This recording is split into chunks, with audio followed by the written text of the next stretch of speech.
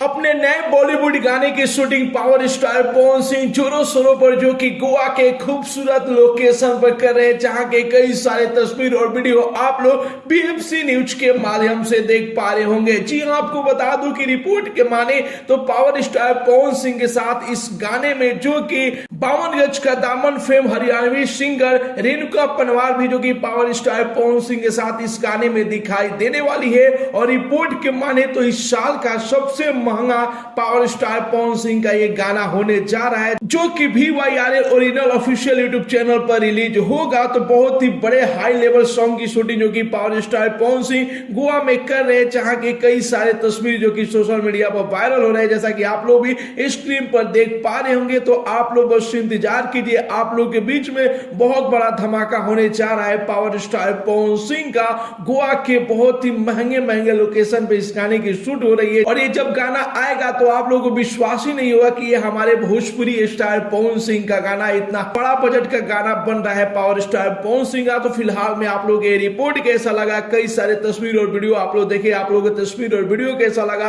अपना राय जरूर ही comment box में बताइए। मिलते अगले वीडियो में एक नया न्यूज के साथ, तब तक के लिए बाय बाय, टेक केयर, जय हिंद।